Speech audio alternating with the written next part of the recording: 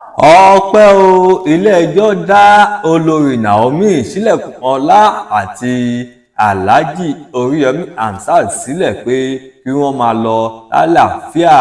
Kò mà sóhun tó le koko tí kì í rọ̀ o. Ṣé gbogbo wa la rántí ohun tó ṣẹlẹ̀ sí ìyàwó Ọọ̀ni ti Ilé-Ifẹ̀ tẹ́lẹ̀ rí olórí Naomi sílẹ̀kùnọ́lá àti alága iléeṣẹ́ Àgídìgbo FM Alhaji Oríyọmí Hamsat àti ẹnìkẹta wọn Mr Abdullahi Fasasi ní ọjọ́bọ̀ Thursday ogúnjọ́ ní ilé-ẹjọ́ gíga ìlú Ìbàdàn. Adájọ́ Kamorudeen Ọláwọyé ní kí àwọn mẹ́tẹ̀ẹ̀ta máa lọ lálàáfíà.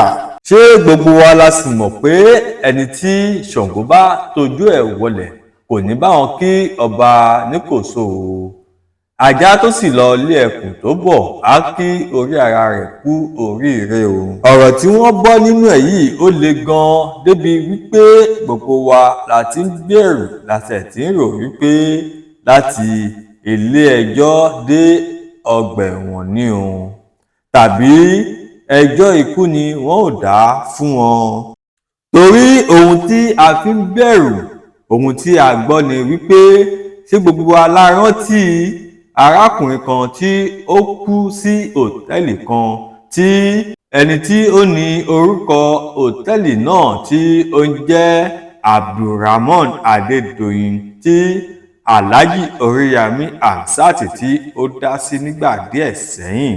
Arákùnrin ló pe ẹjọ́ kòtẹ́milọ́rùn tí Alhaji Oríyọmí Hamsat tí ó sì kéde rẹ̀ pé Abdulrahman ó ti pe ẹjọ́ kòtẹ́milọ́rùn kí gbogbo àwọn ẹbí àti àwọn tí ó ní àmì ìfihàn lọ́wọ́ pé kó máa múra sílẹ̀ o. Ní kété tí ìṣẹ̀lẹ̀ eléyìí ṣẹlẹ̀ ni àwọn èèyàn kan wà ní ibìkan ọyídán borí wọ́n sì ń tafà sínú ìmọ́lẹ̀ pé Ọlọ́run ti mú Alhaji Oríyọmí Hamsat o. Àwọn yóò gbẹ̀san débi wípé yóò lọ kú síbẹ̀ ni àbí kó lọ ṣe ẹ̀wọ̀n kò ní lè ráyè dé ẹjọ́ kòtẹ́milọ́rùn tí Abdulrahman Adédoyin tí ó pè ó. Wọ́n á lè dá Abdulrahman Adédoyin wọ́n á lè dá a sílẹ̀ pé kó máa lọ lálàáfíà òun. Ṣùgbọ́n rírò ní tènìyàn ṣíṣe ń bẹ lọ́wọ́ Olúwa o. Èyí ni ohun tí ará ìlú ojúlùmọ̀ àwọn olólùfẹ́ Oríyọmí Hamsat tí wọ́n rò lọ́wọ́ pé báwo ni àwọn ṣe fẹ́ bá eléyìí já sí, àgàgà nígbà tí ìjọba gangan tó wá dá sí ọ̀rọ̀ náà. Gómìnà Ṣèyí Mákindé dá sí ọ̀rọ̀ náà wípé wọn ò bá olórí Naomi àti Oríyọmí Hamsat ṣe ẹjọ́ ni. Ibẹ̀ ni ẹ̀rù ti ń ba gbogbo àwọn ọmọ Nàìjíríà nítorí pé a mọ̀ pé Oríyọmí Hamsat kì í ṣe èèyàn bẹ́ẹ̀ o. Bó ṣe ń ṣe fún onílé bẹ́ẹ̀ ló ń ṣe fún ará ìlú. Àti wípé olórí Naomi sílẹ̀kùnọ́lá wọn ò mọ nǹkan kan nípa ìṣẹ̀lẹ̀ náà o. Sábàbí lásán ni wọ́n sì fẹ́ fi ṣe àkóbá ńlá lásán. Lóòótọ́ bí ìjọba ṣe gbọ́dọ̀ ṣe nìyẹn, a ò sì gbọ́dọ̀ bú ìjọba. Torí tí ìjọba ò bá gbé ìgbésẹ̀ tí wọn ò gbé ìgbésẹ̀ kankan, a ó máa sọ wípé nítorí ó ti jẹ́ ìyàwó Ọọ̀ni ti Ilé-Ifẹ̀ ni, tàbí ká sọ pé nítorí pé ó ti jẹ́ Alhaji Oríyọmí Hamsat ni. A tún lè pò pọ̀ ká tún sọ wípé wọ́n jọ wà nínú APC ni, àbí ká sọ oríṣiríṣi ọ̀rọ̀ ará ìlú, ẹnu wa lẹ̀fà ẹnu wa sì lè jẹ. Ṣùgbọ́n ní kété tí ìjọba ti gbé ìgbésẹ̀ yìí ni àwọn ará ìlú ti ń pariwo wípé àkóbá ńlá lásán ni ọ̀rọ̀ yìí o.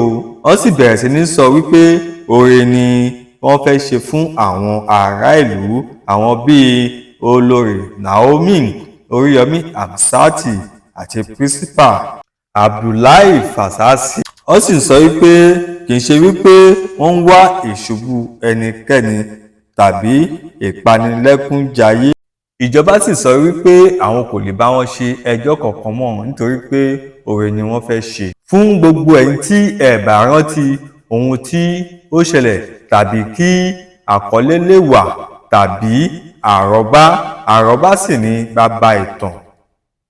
ní ọjọ́ 18 oṣù kejìlá December 18, 2024 ọdún tó kọjá yìí ni ìjàmbá burúkú yìí ṣẹlẹ̀. Olórí Naomi ní òun fẹ́ fi àwọn oríṣiríṣi nǹkan tọrẹ fún àwọn ọmọdé àti àwọn aláìní pé kí wọ́n fi ṣe ọdún Christmas àti New Year pé àwọn náà á lè fi ìdùnnú ṣe ọdún náà. A sì ti gbọ́ wípé kì í ṣe àkọ́kọ́ tí olórí Naomi yóò ṣe yìí, ó ti máa ń ṣe bẹ́ẹ̀ ní ọdọọdún. Ó wá rò pé kóun gbé ti ọdún 2024 wá sí Ọ̀yọ́ State pé kóun wá ṣe níbẹ̀.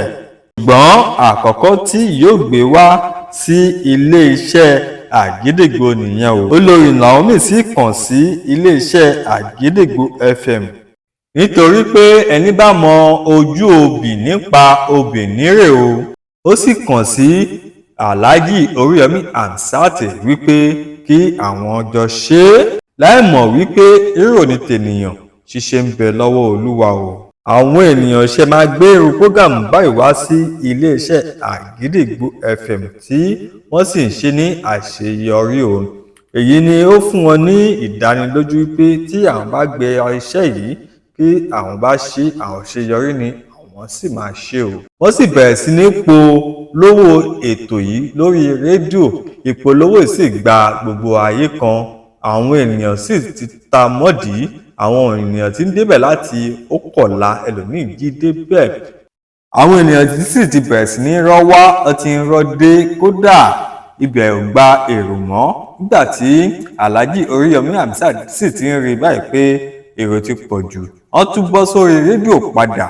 wọ́n sọ pé àwọn ò nídìí èrò mọ́ o. àwọn ènìyàn táwọn nídìí wọ́n ti pé wọ́n tún ti lé o kó kí àwọn ènìyàn má wà mọ́ o. ṣùgbọ́n àwọn ènìyàn ò ṣe gbọ́ eléyìí mọ́ o. bẹ́ẹ̀ ni èrò ń pọ̀ sí lèrò ń pọ̀ sí. nígbà tó máa fi di aago 5 èrò yìí ti pọ̀ débi pé wọ́n ti ń tira wọn wọ́n ti ń tẹra wọn. àwọn ọlọ́pàá tí wọ́n ti pè hàn tí ì dé. ètò ìdẹ́sẹ̀ máa bẹ̀rẹ̀ ní aago 10 ni àwọn èèyàn lẹ́ẹ̀ ti bẹ̀rẹ̀ sí ní dídé bẹ́ẹ̀. ìṣẹ̀lẹ̀ ti ṣẹlẹ̀ láti aago 5. nígbẹ̀yìngbẹ́yìn ni a gbọ́ wípé àwọn ọmọ 36 ló kú. nǹkan burúkú gbáà ni ìbanilọ́kànjẹ́ sì ni. kí Elédùà má jẹ́ ká rí irú ẹ̀ mọ́ lórílẹ̀‐èdè wa Nàìjíríà. Tàwa ni a fẹ́ dá ní ẹ̀bi báyìí? ṣé àwọn tí ó kó àwọn ọmọ wá láti Ókọ̀lá àbí tí wọ́n délé àti ìdájí tí wọ́n sì ti polongo wípé ó yìí di aago 10 àárọ̀ kí prógámù náà tó bẹ̀rẹ̀, àbí àwọn agbófinró tí wọ́n tètè dé ní àsìkò ni a fẹ́ dá lẹ́bi ni, àbí àwọn olórí Naomi àti Alhaji Oríyọmí Hamzat tí wọ́n fẹ́ ṣoore fún àwọn ará ìlú ni a fẹ́ dá ní ẹ̀bi ni. ó sú wa o, àmọ́ ẹni tí a fẹ́ dá ní ẹ̀bi o. níbẹ̀ náà ni ọ̀rọ̀ náà ti di gbọ́mi-sí omi ò tó tí àwọn kan ti ń dájọ́ lọ́wọ́ ara wọn tí wọ́n ti ń sọ wípé àwọn ọlọ́pàá tí wọn ò tètè dé ló fa ọ̀rọ̀ náà. àwọn kan sì ń sọ wípé àwọn tí ó gbé àwọn ọmọ wá láti Ókọ̀lá láti ìdájí àwọn ló jẹ̀bi. àwọn kan tún sì ń sọ wípé Alhaji Oríyọmí Hamzat àti olórí Naomi Sílẹ̀kùnọlá àwọn náà ni wọ́n jẹ̀bi. ẹ gbọ́ ẹ̀yin èèyàn gidi tó ní làákàyè, ẹ gbọ́ ta ló jẹ̀bi. ẹ má gbàgbé láti bá wa subscribe, ẹ like, ẹ kọ́mẹ̀ntì ta ló jẹ̀bi. ẹ ṣé tẹ̀ ń gbọ́ mi, ẹ kú kalẹ̀.